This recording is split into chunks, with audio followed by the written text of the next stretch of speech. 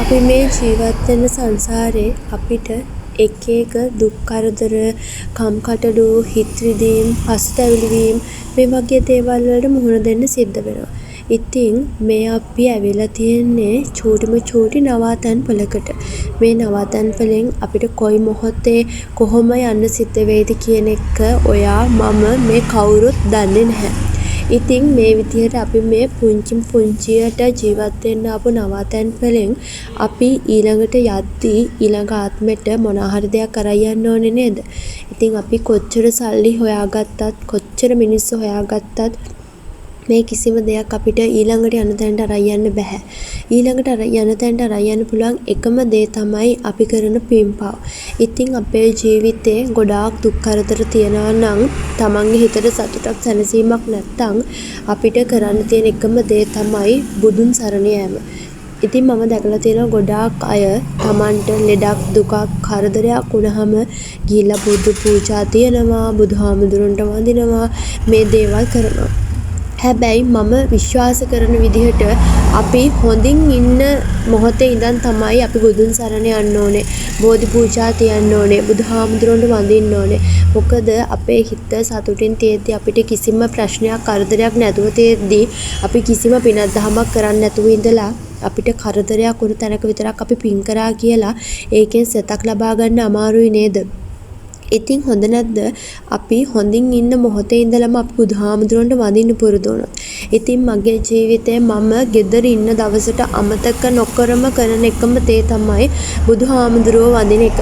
ඉතින් ඇත්තටම මම බුදුහාමුදුරන්ට වඳින්නේ උදේට. මොකද මට හවසට බුදුහාමුදුරන්ට වඳින්න අමාරුයි. අපි ගෙදර ඉතින් 7:00 විතර එනවනේ. ඒතර බුදුහාමුදුරන්ට වඳින්න ගියොත් රෑ 9 විතර වෙනවා. ඉතින් ඇත්තටම කිසිම කෙනෙක් බුදුහාමුදුරන්ට වඳින්න වෙලාවක් කියලා නැහැ.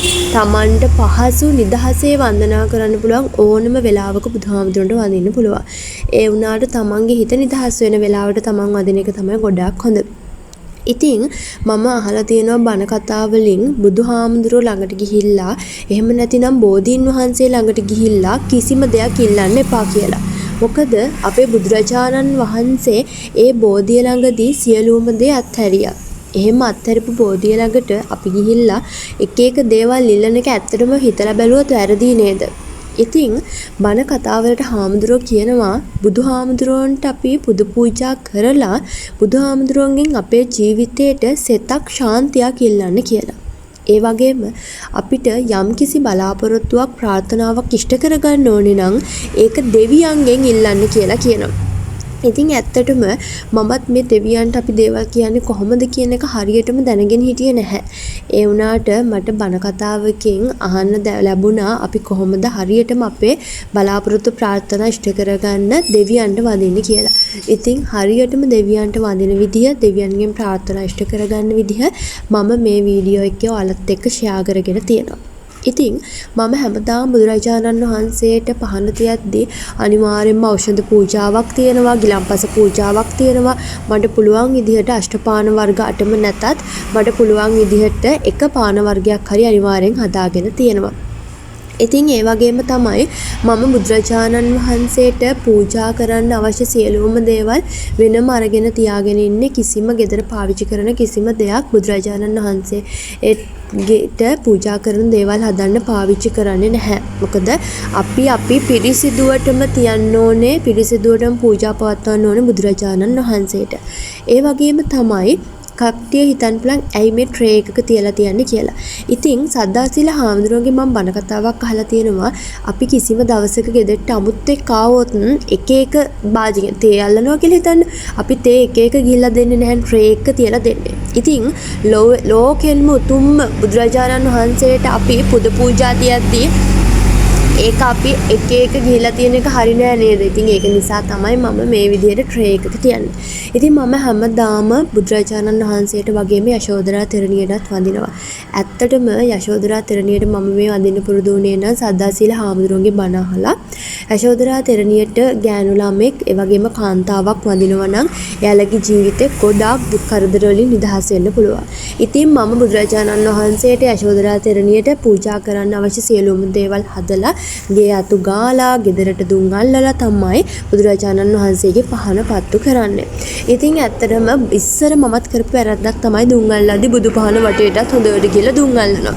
ඒ වුණාට මම බණ කතාවකින් මේකත් අහලා තියෙනවා දුම් අල්ලන්නේ ගෙදර තියෙන අහුමුළු ඒ කියන්නේ ඇඳන් යට පුටු යට මෙන්න මේ වගේ දේවල් වලට කියලා. දුම් අල්ලන්නේ ගෙදර තියෙන ඔය අමනුෂ්‍ය බලපෑම් කියන අන්නේ වගේව තියෙනවා යන්න. ඒක නිසා මම දැන් බුදුරජාණන් වහන්සේගේ ආසනයේ තියෙන තැනට දුම් අල්ලන්නේ නැහැ. ඉතින් මම අනිවාර්යෙන් හැමදාම කොච්චර පිරිසිදු තිබුණත් බුදුරජාණන් වහන්සේගේ ආසනයේ යශෝදරා තෙරණියගේ ආසනය පිරිසිදු කරලා තමයි පූජා පවත්වන්නේ. ඉතින් මම අනිවාර්යෙන්ම හැමදාම මෙන්න මේ විදිහට පූජා පවත්වනවා මට පහසු වෙලාවට මට නිදහසේ පූජා පවත්වන්න පුළුවන් වෙලාවට. ඉතින් මම ඔයාලට මේකෙදී දෙවියන්ගේ කොහොමද අපේ බලාපොරොත්තු ප්‍රාර්ථනා ඉෂ්ට වෙන්නේ කියලා දාලා තියෙනවා. ඒකට මට ඉන්ක්ලූඩ් කරන්න අමතක වෙලා තියෙනවා. ඔයාලා මතක තියාගන්න. ඔයාලා දෙවියන්ට මේ මම වඳින විදිහටම වඳින්න ඕනේ අනිවාර්යෙන්ම. ඒ වගේම තමයි දෙවියන්ට පින් දෙන ගාථා තියෙනවනේ පොත්වල. අන්නේ ගාථා ටික කියලා ඊට පස්සේ මම මේ කියන විදිහට කියන්න මතක තියාගන්න. මා විසින් අද දින බුදුරජාණන් වහන්සේට මල් පූජා කළා, පහන් පූජා කළා, සුන්දර පූජා කළා, සිසිල් පැන් පූජා කළා, බෙහෙත් ඖෂධ පූජා කළා, ගිලන්පස පූජා කරා, අෂ්ටපාන පූජා කළා.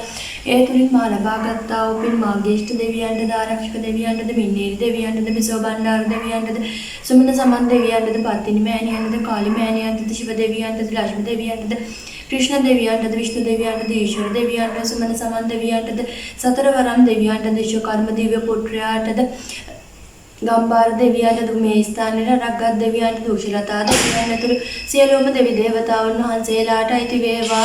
සියලුම දෙවියෝ මේ පින් අරගෙන දිව්‍ය ආශීර්වාදයෙන් වැඩෙත්වා, දිව්‍ය වර්ණයෙන් වැඩෙත්වා, දිව්‍ය තේජසින් වැඩෙත්වා, දිව්‍යමාන බාල වේවා, දිව්‍ය ලෝකයේ සියලුම සඵ ලබත්වා. සියලුම දෙවියෝ මේ පින් අරගෙන තම තමන් ප්‍රාර්ථනීය බෝධියකින් උතුම් මහා නිවනින් නිවී සැනසෙත්වා. සාදු සාදු සාදු. ඉතින් මම බුදුරජාණන් වහන්සේට වැඳලි ඉවර වෙලා තමයි යශෝදරා තෙරණියට පහන තියන්නේ. යශෝදරා තෙරණියට පහන තියද්දී මම මේ විදිහට තමයි පහන තියන්නේ.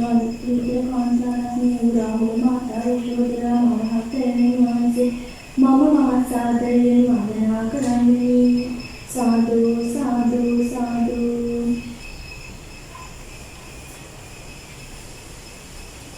යාබිරෝපාදස්සනීයානි බුද්ධි සත්සෝබති සාසවා පරිපිතා විතරාකා මහින්දිතා සම්පුඤ්ඤවති පරිබුද්ධි වන්දාමි රාහුල මාතා යශෝදරානි. ඉතාමනහර රූ ඇති දෙකොම් කලෝ පෙනුමැති අවිජනනියක් භික්ෂුණී සගරුවන ඔබ නීද කෙලෙසුන් නසාවෝ විතරාගී මහා ඉර්ධිය ඇති මහා පින්නැති පිරිනිවන් වැඩි රාහුල මාතා යශෝදරා මහරහත් තෙරණින් වහන්සේ මම මහත් සාදරයෙන් වන්දනා කරන්නේ. සාදු සාදු සාදු. යශෝදරා තෙරණියගේ උතුම් වූ නිර්මල කටයුත්තතා ධර්මයට මේ පහන් පූජා වේවා, මේ සූද මල් පූජා වේවා, මේ ගිලන්පස පූජා වේවා, මේ බෙහෙත් ඖෂධ පූජා වේවා, මේ අෂ්ටපාන පූජා වේවා, මේ සිසිල් පැන් පූජා වේවා, මේ සෝද දුම් පූජා වේවා. සාදු සාදු සාදු. යශෝදරා තෙරණියගේ ගාථා කියලා මම මේ කරන්නේ සත්‍යක්‍රියාව. ඔයාලා YouTube එකේ සර්ච් කරන්න යශෝදරා තෙරණි සත්‍යක්‍රියාව කියලා. එතකොට විනාඩි 8ක විතර සත්‍යක්‍රියාවක් එයි. ඔයාලා මේක භාවනා කරන ආකාරයෙන් කරන්න පුරුදු වෙන්න. යශෝදරා තෙරණිය ළඟ දණින් වැටිලා ඔයාලගේ ප්‍රාර්ථනාවල් ඔයාලට ඉෂ්ට කරගන්න පුළුවන්. ඉතින් මම අනිවාර්යයෙන්ම යශෝදරා තෙරණිය ළඟ මෙන්න මේ විදිහට නලර තියලා වගේ ප්‍රාර්ථනා කරනවා. මේ ප්‍රාර්ථනා කරද්දී ඔයාලගේ සත්‍යක්‍රියාවක් ඔයාලා මතක් කරගන්න. ඔයාලා දැන්ට රකින්න සීලයක් මොකක් හරි මතක් කරගෙන ඒ සීලයේ සත්‍යයි කියන එක මතක් කරගෙන ඔයාලගේ ප්‍රාර්ථනාවල් යශෝදරා තෙරණියගෙන් ඉල්ලන්න.